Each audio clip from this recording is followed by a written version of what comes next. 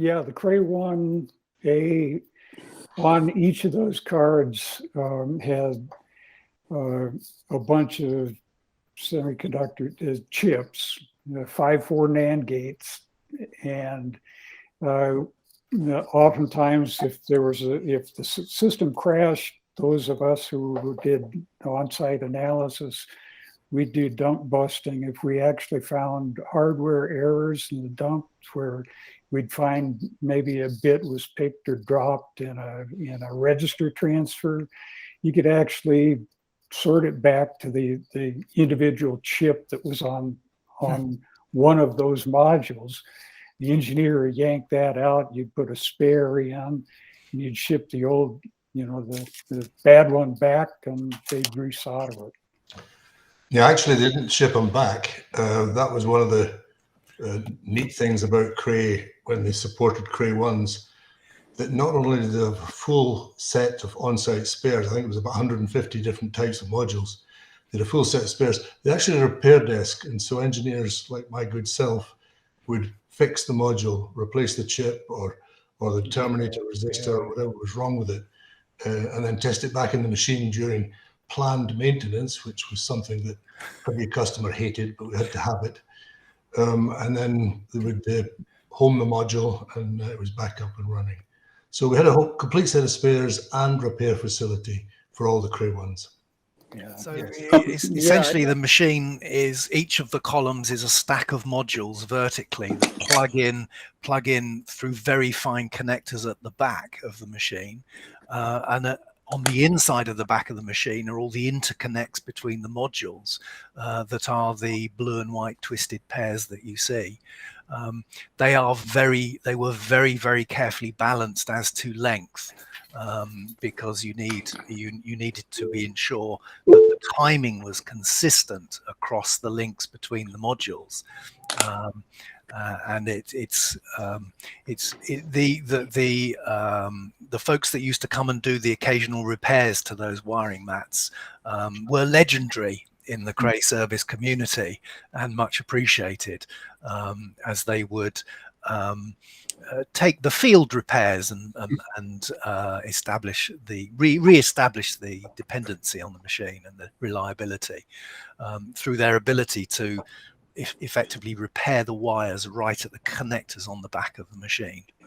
And I know Charlie was more involved in that process than myself, but we have had some time in the past to chat with some of the folks that worked on those wire mats around the world, and they would fly around the world with a menu of repairs that they needed to do to different machines that the site engineers had communicated or had mitigated temporarily, and then they would visit from Chippewa and effect more permanent repairs. And they did, it was rumored they had fingers that were 9 inches long. It just seemed that they did from their ability to get into the back of that wire mat and know which wires to fix, not just how to fix them. Yeah, I spent quite a few years in the diagnostics department starting in Mendota Heights. So I drove that path from Mendota to Chippewa a lot and saw the machines being built. So to answer your question about the knitting, when these machines were built, there were 4 of the columns that were laying down horizontally, and all of the wiring was hanging out where the modules were. So these women would have a book that said, pick column 3, module 17, wire pair 32, and they would reach in with a pair of a knitting needle with a hook on the end and pull those wires out the side that you're seeing here in your image. Then they'd find the other column slot wire pair and pull those out, and they had a series of metal bars. They'd say, okay, well, this one has to be 1 foot long, and they'd cut them off. This other pair has to be 2 foot long, and they cut them off and stripped the ends. There were 2 wires that got inserted into a little plastic thing, and they were soldered with a heat gun and then stuck down. So you can imagine as you do this over and over again, you get more and more wires pulled from the front of the machine to the back. And it was more and more difficult to get in there and get a hold of that pair of wires and pull them out for cutting and trimming and soldering.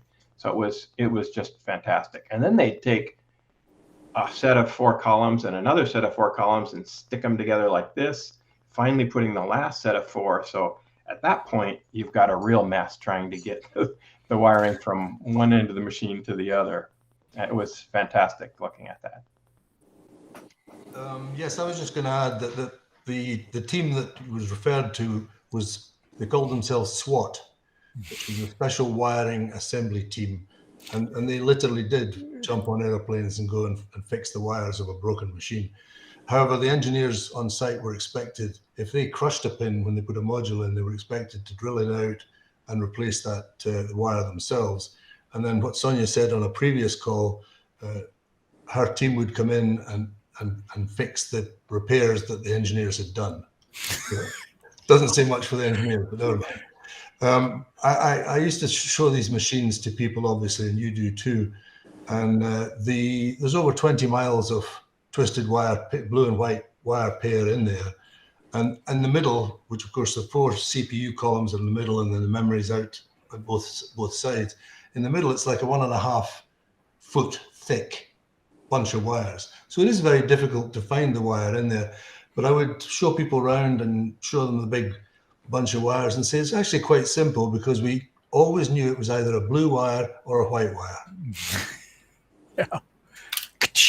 Certainly a 50-50 chance there, yes. Yep. Sharan?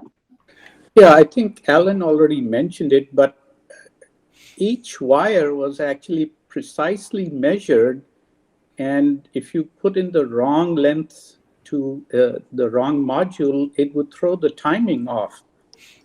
And that's why, if I recall correctly, they had to be in units of a certain length, because that much length of copper was 1 nanosecond, in the timing world.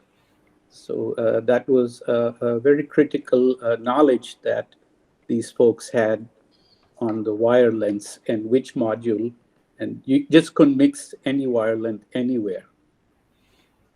Yeah, that's true. I can't remember the exact length of the wire for a nanosecond, but your 1 nanosecond was 6 inches of foil. If you ever look at a module in the Cray 1, you sometimes see it go zigzag, zigzag, and you think, why did they do that? Why didn't they just go straight there? It's because both the foils on the modules and the wires were part of the timing circuit. And so to make sure the signal got the right place at the right time, it had to zigzag on the module or go out in the wire and come back, etc. So it was, I found it fantastic that they actually built serial number 1 and shipped it and used it, because there was some field change orders, little things that needed to be tweaked, but generally speaking, what was designed shipped, and I think that was fantastic.